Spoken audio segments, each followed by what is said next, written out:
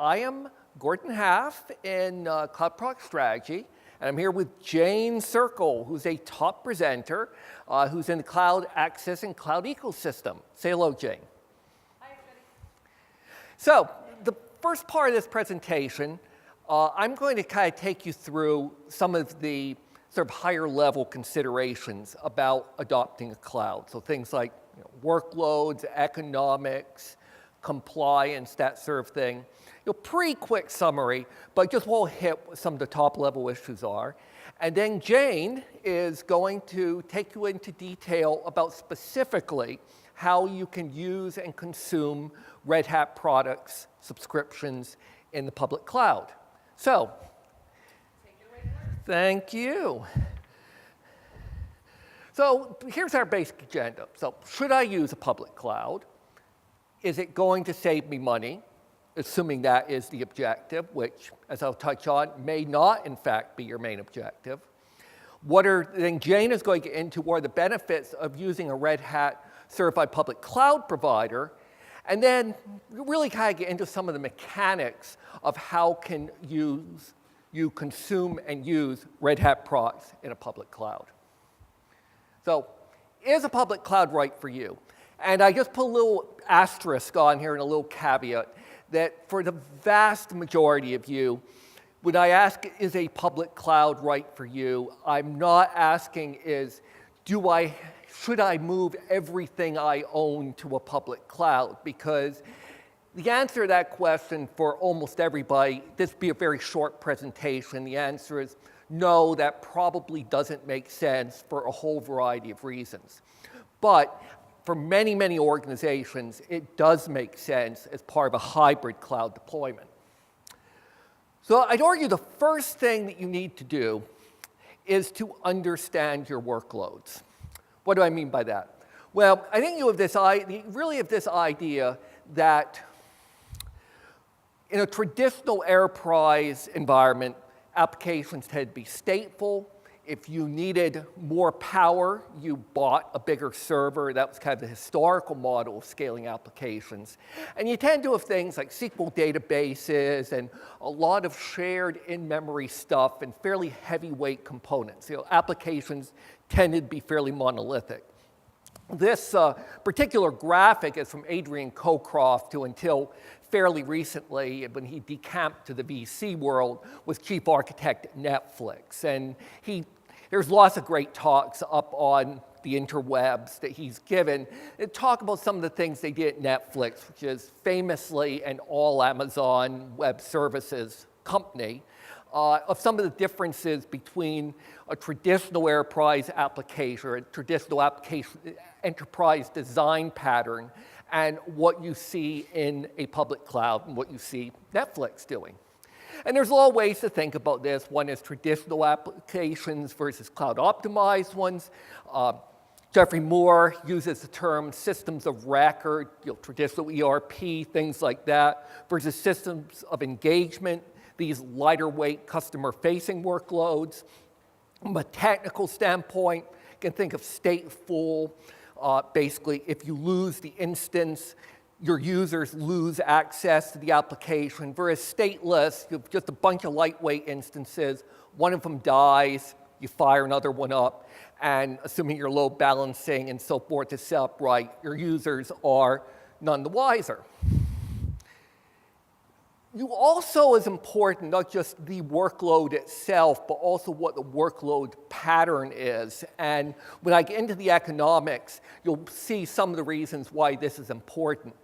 I would add that the cloud providers like Amazon Web Services are actually doing a lot of things so it's possible to run different types of workloads and workload patterns. So for instance, they have some very heavyweight application instance types now in terms of amount of memory, in terms of amount of CPU horsepower. So even if it's not an ideal pattern, you can increasingly scale up workloads in a cloud context. This is a particular example talking about an AWS Micro Instance, which is sort of the smallest type of instance you can get in Amazon Web Services. And in this, the top graph shows a low background level with occasional spikes. And I'm not going to go the details of what exactly the numbers on the axes are here, but conceptually, if you have a low background, infrequent spikes, something like an AWS micro instance might work for you. Down at the bottom, Amazon says this is not appropriate for an AWS micro instance because you still have this pretty low background level, but you're spiking more or less constantly. It's just not a good fit for that instance. It'd be a good fit for perhaps for some other type of instance, but not this one. So these are some of the things that you need to know and think about as you're deciding whether your application is right for the cloud and whether it makes economic sense in order to run in the cloud. Now, I'm using AWS examples here because, for one thing, it's really very widely used, and also Amazon offers an awful lot of choice here. But, for example, if we talk about EC2 instances, there are a lot of different types of choices out there. Micro, standard, you have various types of compute-optimized workloads, various types of memory-optimized workloads. You also have this idea of reserved instances where you kind of pay up front, so to speak. Does that save you money? Well, again, it depends on what your utilization rate is going to look like. So, if you really want to be making a business of using cloud, it can be more complicated than just having a bunch of your own servers, because utilization and the type of utilization matter a lot. Storage, you've got a couple of different kinds, at least, of storage types. How you design high availability is going to be a function of the storage types you choose, as are things like performance. You also have to think about data transfers. Generally, getting the data in is free or very cheap. Because, heck, once you're in, you're paying for S3 or you're paying for block storage. But if you all get back out again, well, that's going to cost money. So if you're thinking of ingesting huge amounts of data, you might have to move out again. You need to think about that. Here's just one example. And doing a full cost analysis, we've done it for customers, and it takes a lot of work, actually. It takes a fair bit of sophistication to really do that analysis. But just for purposes of illustration here, a couple of very reasonable data points. In Amazon, medium instance running in US East, running RHEL, running one virtual CPU, and just a couple of numbers if you've got like 50% utilization and 100% utilization. $745 a year, $1,490 a year. If you do the same thing and pick a 2x large instance, so still a fairly standard Amazon instance size, 8 vCPUs and so forth, RHEL, 100% utilization is over $9,000. So just by what you've picked as an instance size, you're talking about 6 times the cost over the course of a year. And this is just one instance. We're probably talking in reality about hundreds of instances for a serious enterprise type deployment. So there's a lot of money involved depending upon whether you're optimizing things right. Now, been talking economics. I will say this is really not necessarily about strict dollars and cents. Some companies, Netflix famously, though certainly others, have made the strategic decision of we don't want to screw with servers because that's not our core competency. We won't just write software we want, or higher level, we want to run our business. So even if it's maybe costing you a bit more, going to public cloud might be the right choice. There's also, depending upon financial considerations, CapEx versus OpEx. There's also the fact that, and this is one of the reasons so many startups at least start with public cloud deployments, that are we going to succeed or not? Or, well, their VCs are asking, are you going to succeed or not? And the answer is you don't really know. So there's something to be said for not assuming you're going to be successful, making lots of investments in servers, and then having the bomb fall out of your market. Welcome.bomb. Just before I turn things over to Jane, I want to go through a few non-economic things. And I'm going to mention this, go through this slide very briefly to start with, just to set a little bit of context for this. Here we're looking at a service owner for different cloud delivery models, so IaaS, PaaS, and software as a service, through the different levels of the stack. And really what happens as you move up the stack from infrastructure to software is you are essentially putting trust in the provider to do certain things. And they, as I've talked about briefly, they may have certain certifications and that kind of thing, but fundamentally you're saying, okay, I trust you to do these things. I trust you to a physical security in your data center, for example, to give a trivial example. And then still, there's going to be things that you are responsible for and that you have control over, and that the fact that you're running an IaaS or even that you're running a SaaS necessarily doesn't mean oh, I don't need to worry about access controls any longer. You know, that's someone else's problem because I'm running a SaaS. So as I go through some of the specifics here, kind of keep this idea in mind. So the first other thing to think about in the context of cloud is compliance.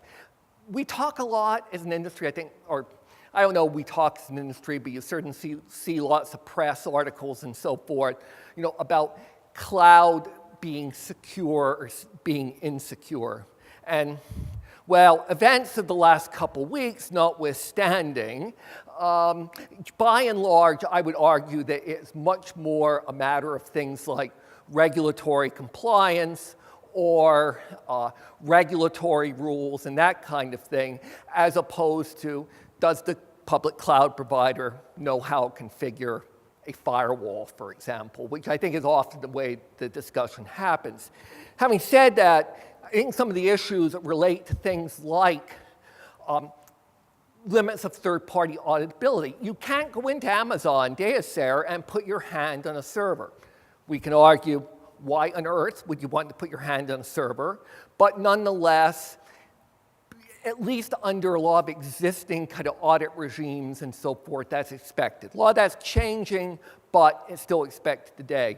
There are a lot of certifications that, assuming you fundamentally trust the cloud provider, can help you a lot here. You go Amazon's website, it's going to be a list of certifications, mile long. SAS 70 is one that's often mentioned, though that's really more for financial auditors. But there's all kinds of things like SOC 2 and 3 and various PCI-related certifications and the like. So that's something to be aware of.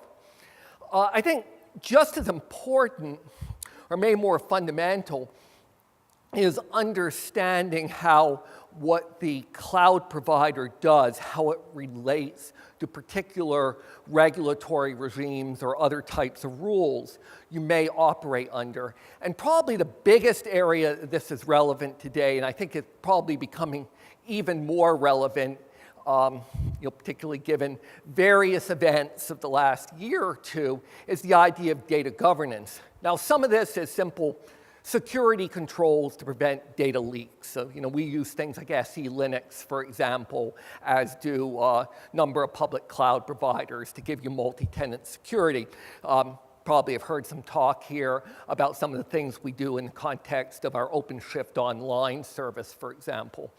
But one of the big sort of, I think, kind of trends or things to keep your eye on, and this is particularly true if any of you are in Europe, because Europe's putting a lot of rules in, plus Europe just has a lot of countries, is what are the rules around data placement? So if you look at something like Amazon Web Services, for example, they have this concept called regions, which basically means we guarantee that your data, among other things, your data is going to live within this particular geographic constraint.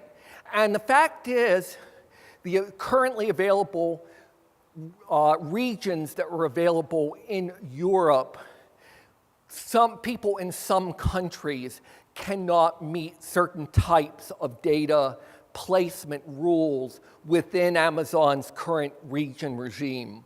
I'm not going to get into a lot of details specifically about AWS here, but that is something to be aware of. One of the implications here is for some things, a regional provider may be preferred to a big multinational provider. I'd also mention that there, again, because of various recent events, there are some concerns at some companies and for some certain types of uses in using a US-based global provider, even if they do have a local region. One final thing, one thing I'll mention kind of in that context that we're seeing a lot of use right now is this idea of virtual private clouds. This is actually an Amazon term, although I think some other cloud providers use it as well. But this lets basically you carve out a sort of a logically private section of infrastructure at Amazon, and they in fact require you to use this for something like their Gov Cloud, which gives a higher level of basically of security compliance for certain types of government use. And it essentially gives you a logically isolated virtual networking environment.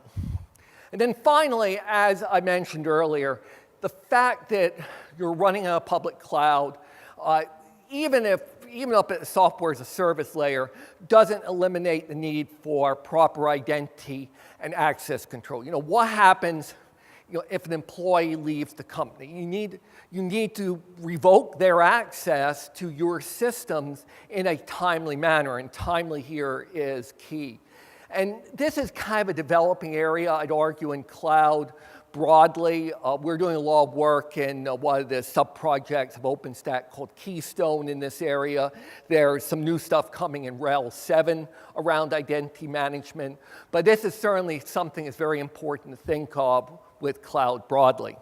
So that is about a 20-minute flash through kind of everything you need to know in order to adopt public clouds broadly. But hopefully gave you kind of a sense for some of the things you ought to think about. And I'd like to turn it over to Jane to talk about how to use Red Hat subscriptions in a public cloud specifically. Over to you, Jane. Great. Just get this hooked up.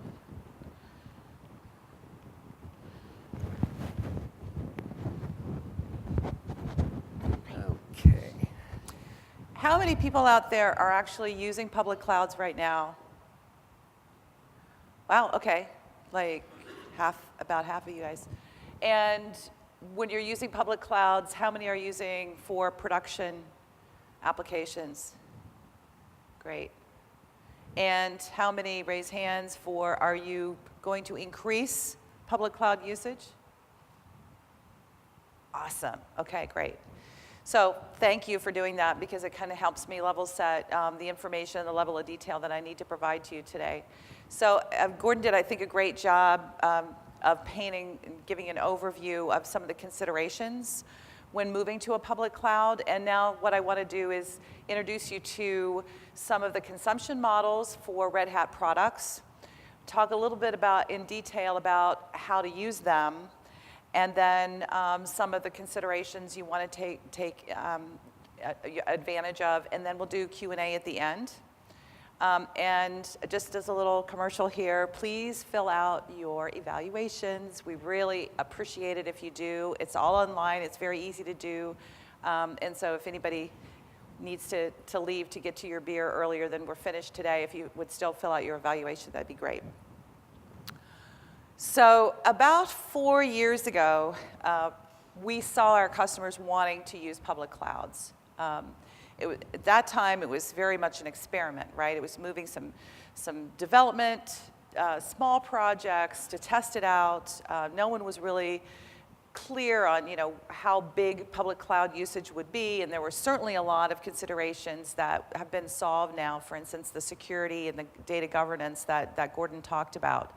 And so now where we are in the evolution of public cloud usage is pretty widespread, and I think that from what I've seen in this audience, that certainly bears out. So Red Hat has undertaken a certification program specific for public clouds, and it's called Red Hat Certified Public Cloud Provider Program, which is a mouthful, so indulge me if I call it our CCP program. Just saves a lot of time and me tripping over my tongue. So what is the CCP program, and why is it, what are the benefits to you? We, of course, started down this road with Amazon Web Services because they were the first. And because they were the first, we had to get something ready for the market. Public clouds themselves are huge infrastructures. Obviously, there's scalability there. But there's other attributes to public clouds that we want to take advantage of, but we want to do it in a safe way. So our certified public cloud providers offer you consistency and a safe and trusted destination for your data. Now, we know that most of you are not going to abandon your data centers. I mean, I can count on one hand how many customers we have that actually are moving wholesale to public cloud. That's really advanced. We talked about Netflix, obviously. We have another customer that was presenting today, Scholastic Publishing. They're closing their data center and moving everything to AWS. But for the majority of our customers, we're talking about consistency between your data center and the public cloud. And that really is the primary goal of our certified cloud provider program. Also, making sure that you can take advantage of all the certifications that we've already done and that's inherited in all of your Red Hat subscriptions. For instance, if you're an SAP customer, you know that Red Hat has already done certifications with SAP, and you want to make sure that your SAP applications, if you move them to a public cloud, are going to work the way that they would still work in your data center. So our certifications for applications, for hardware platforms, and for hypervisors are key to certifying a CCP. And not all of them can be certified, right? If they're running some variant of a hypervisor that we don't support, that means that we can't support you if you move them to the public cloud. And then updates. We're going to talk about updates in a little bit more detail a little later on, but making sure that the public cloud provider gives you the ability to update and patch as you would in your data center. And provide all those updates to you continuously, no matter where their region is, right? So, not any different in, say, North America from EMEA, from APAC, et cetera. And then finally, what do you do about support? Who do you call for support? Are you going to call Red Hat, or are you going to call the cloud provider? And we'll go over that in some detail. All good? Good stuff? Yeah? Awesome. So the natural question is, skeptical. Why should I care if Red Hat has certified a public cloud provider? By the way, I forgot to mention, we have about 75 now globally. Some of them are really small regional players. For instance, Japan, they have a lot of small regional players. And then we have our global cloud providers, for instance, AWS, Google, NTT, Hitachi, Fujitsu, all of those big guys. So we have a real variety across region globally as well as across size. And that's a good reason for you to care, because we want to give you the flexibility of choice when you move to a public cloud. Also, you want the confidence that Red Hat is actually certified, that cloud provider, and that they're going to be providing you with certified images. And then finally, you want access to the global ecosystem. So as you're planning out your public cloud implementation, one of the considerations that Gordon talked about was data governance and regions. So look for a cloud provider that we've certified that's going to meet those requirements. So when you're looking at public clouds, obviously there's the pay-as-you-go on-demand consumption model. I'm going to talk about two different models today. One is the pay-as-you-go, and then I'll cover the other one, because there's more than one, right? There's more than one way to use your Red Hat products. So on-demand is, on the surface, fairly easy to understand. You simply get billed from the cloud provider for what you consume. And I think Gordon did a great job of outlaying some examples, especially on AWS, but you could do it on any of the other cloud providers of your choice. Really, I mean, we have developed spreadsheets and worked with our customers. They look like, three-dimensional models sometimes of all of the different variants that you need to take in consideration. So really scrutinize that when you're moving to a public cloud and you're going to use on-demand. As you're moving from, say, a dev test environment to full production, and what your workload's going to look like, all those things that Gordon talked to you about. But we certainly have pay-as-you-go, primarily for Red Hat Enterprise Linux, but I'm going to talk about that in a second. It's available on hourly and monthly, primarily. There are some cloud providers that offer yearly pay-as-you-go. And then Gordon talked a little bit about reserved instances. Google just announced last Monday a whole bunch of price changes and changes in their consumption models. I don't know if any of you actually availed yourself of their live virtual event. It was pretty cool. They announced something similar to reserved instances, whereby you reach a certain threshold of consumption. It's a duration period, a number of hours, and then automatically your bill gets reduced by a percentage. So the more you consume, the more it's reduced, which is, again, a different way of approaching it, but it's the same concept of reserved instance. A reserved instance on AWS, basically you're signing up and saying, I'm going to use this much capacity. If you don't use all that capacity, they have an aftermarket. How cool is that? So you could actually sell your reserved instances just like you could sell your used shoes on eBay, right? However, the idea of a reserved instance is that you're getting a reduction in your initial pricing and you're going to use that much. So that consumption model and the on-demand model is available to you for Red Hat Enterprise Linux at any of our certified public cloud providers. So the second consumption model, which is near and dear to my heart because I manage our Cloud Access program, is Red Hat Cloud Access. Has anybody here heard of Cloud Access before, or are you all newbies to it? Oh, you don't count, Jerome. Oh, you don't count either, Gordon. You have. Oh, excellent. All right. Go to redhat.com and just search for Cloud Access. And you can read up on it there, but let me give you some of the highlights today while we're here together. So Cloud Access is basically a bring-your-own subscription model that we introduced, say, about three and a half years ago. We had customers that basically were doing it anyway, to be honest with you. They were taking their subscriptions and they were saying, oh, I want to use them on a public cloud. And we thought, oh, that's a good idea. Why don't we enable that and make our customers compliant in doing so? So it allows you and I'm going to talk about the business model, the consumption model first. So it basically allows you to take a subscription that you purchase from Red Hat and move it to one of our Cloud Access enabled CCPs. And I'm going to go over that in just a minute, who those CCPs are, and consume it on that public cloud. Some of the benefits, obviously, is that you have consistency in pricing. So you maintain your relationship with us as far as what you buy from us, and if you need more, again, you've got, people like to talk about one throat to choke, and that would be, Red Hat. You come to us for that. Also, when you do your renewal, take into consideration how much you're going to be using on a public cloud. So you may need to increase the amount of consumption you have in the number of subscriptions and the kind of subscriptions. So one of the great things that we introduced in the fall of 2013 was a new Cloud Access enabled product for Red Hat Enterprise Linux. And it's a 2-for-1. It's great. For every product that you buy, you can consume 2 VMs on a public cloud of your choice. So it's basically a 2-for-1. All this machinations of counting, and do I take, an 8 vCPU, and can I move that, and what does that equate to when I move it to the cloud, and all of that, the headaches, that all goes away. It's very simple and very clean, and it's specifically designed for Cloud Access. And you're going to see more and more from Red Hat on products that are designed specifically to be consumed that way.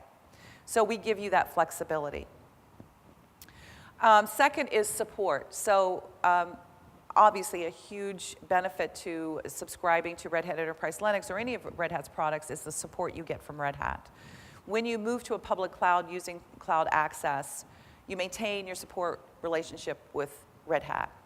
So again, there's no difference. So what you've got in your data center, from a support point of view, moves with you to the cloud. And we support you on the cloud, which again is a great benefit.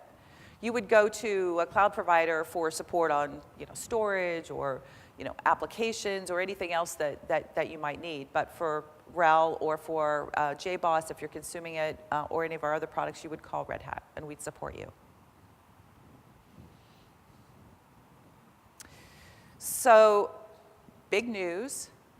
April 7th, last Monday, we introduced a new feature for Cloud Access. So you guys are the first real big public audience. We did do a public announcement. Google also did a blog on it. Last Monday, they did a blog announcing GA for RHEL on GCE and also the support for Cloud Access. Part of that is what we call VM import. So part of the, I talked a little bit about on the business side of the consumption model and moving your subscriptions and how all of your subscription attributes move with you to the cloud. But now what about the actual bits themselves? How do you do that? Does this techno-magically happen? No, it doesn't. So cloud providers today understand that they want to, as Gordon talked about, ingest all of your data. They want to ingest your applications, and they want to make it as easy as possible for you to do that. So most of the larger cloud providers have an import capability. AWS has a VM import tool. If you go to their AWS forum page, there is significant documentation on how to do it, step-by-step directions. It's a fantastic document. You can read up on it. But essentially, your cloud provider has to have an import tool, an import capability. For instance, if they're running their hypervisor's vSphere, then they use vConnector. That would be one way to do it. Or they can use their own homegrown tools. Google has a VM import capability that we've been working with them on, and so that was part of the announcement with Cloud Access. So you simply take an image that you're using in your data center and that you like. Maybe your InfoSec people have told you you've got to harden it a certain way. Maybe you've stripped out some packages for particular applications and made it lighter weight. Regardless of what it is, that's your image, and you want to take that to the cloud, and we want you to do that. When you consume on demand, you're using a gold image that cloud provider is giving you, and then you have to do the work all over again. So you've got to take that package and customize it, or take that image and customize it the way you need to, and then you can use tools that the cloud provider gives you, a copy, for instance, a copy tool, to then take that to hundreds and hundreds of VMs, but you still have to do that initial work. And so by using VM import and taking an image that you already have within your data center and moving it, you don't have to do that work. And we think that that's goodness, and we like that, and we hope that you like that too. So you need to do a little homework when you're looking at your cloud provider. So you're going to a CCP. Let's say that you know that they're enabled for cloud access. That means that we've already done our homework and that they have some sort of way of importing an image. We would never sign up a cloud provider if they didn't have the capabilities technically of moving an image. I mean, that wouldn't work. However, for supporting that tool, it's their tool.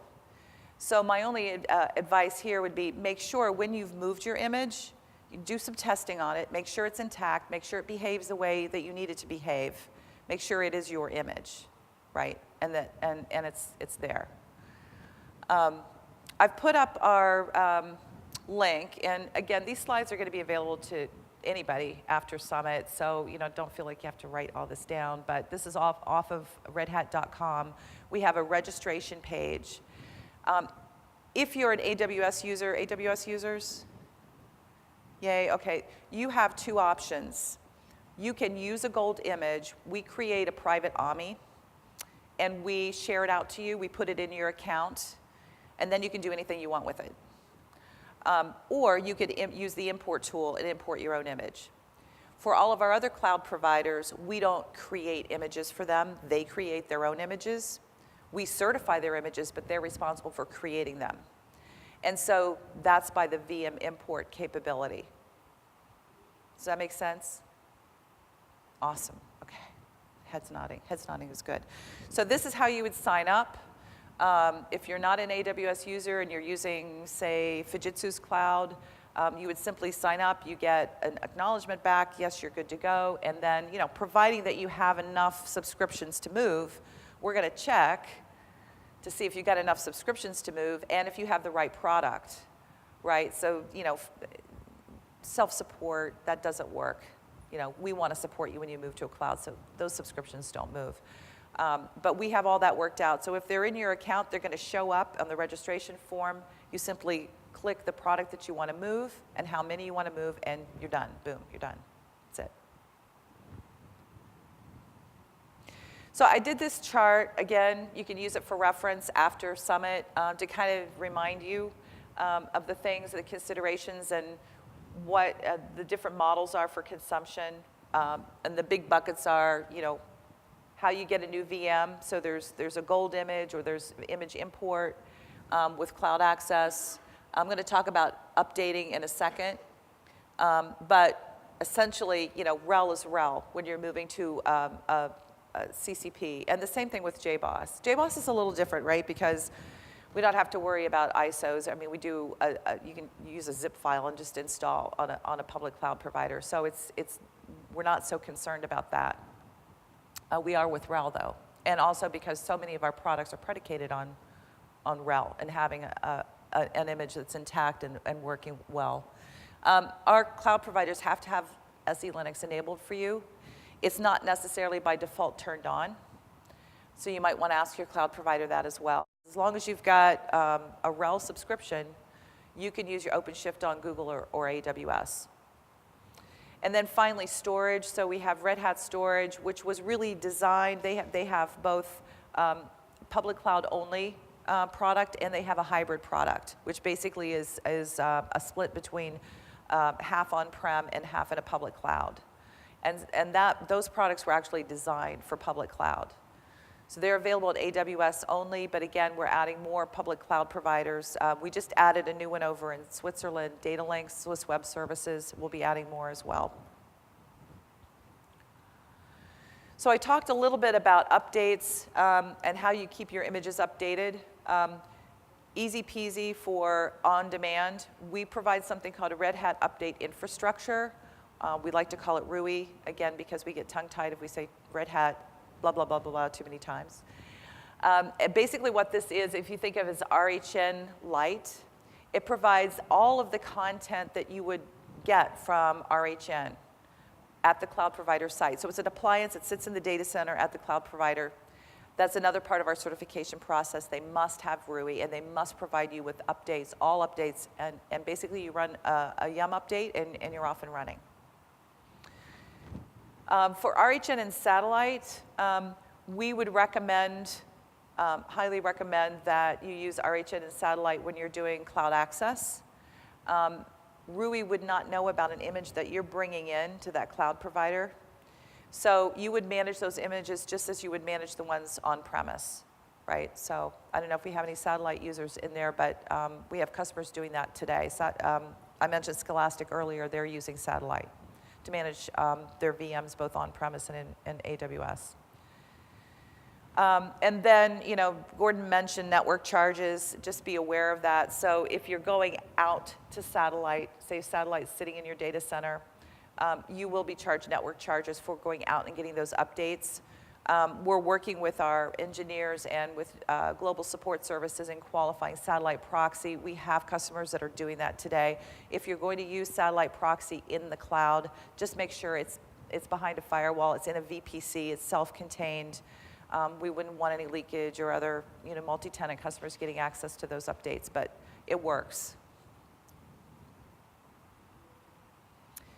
Last thing to cover is management. So hopefully you guys have availed yourselves of any discussions and talks on Cloud Forums or ones that are going to be at tomorrow and Thursday as well. So Cloud Forums actually manages AWS VMs today. When you go to the console, you'll see that that's one choice for public cloud. We will be adding others. Again, that's one goal that we have for this year, but that's forward information, so stay tuned for that. Some of the functionality and great features that you can take advantage of, basic provisioning with Cloud Forms. So if you're spinning up hundreds of VMs, spinning them up and spinning them down, you need some way to manage this environment, whether it's data center, public cloud, or frankly, if it's all public cloud. So, understanding approvals, quotas, what's the best fit, looking at your regions, availability zones, and being able to basically implement and manage all of that from a single pane of glass. Elastic IPs, I talked about VPCs, security group, they're all supported. And then looking at multi-tiered services, so you might have many different AMIs. You might be using different versions of RHEL, or you might have different instance sizes. Those are all different AMIs. And that's AWS lingo for images, if you're not familiar with that, pardon me. And also then finally, role-based access, looking at IAM integration and reporting. So take a look at CloudForms if you're an AWS user, lots of benefits there. So just to wrap it up, from what Gordon was telling us, we've got to have an appropriate application architecture, ensure that your data is portable, test, put that in there because it really is critical to understand what performance requirements your applications need, and the scalability requirements when you move to a public cloud. Understand your legal and regulatory requirements and make sure that your cloud provider adheres to those. If they don't, ask. For instance, if you're storing credit card information in a financial application, make sure they're PCI certified. Isolate your workloads as needed using a VPC or something similar. Choose a cloud provider that's trusted and certified, which means a Red Hat certified cloud provider if you're using RHEL or JBoss or any of our products. Do your ROI, do your homework. You can use some of what Gordon's given as sort of a rule of thumb.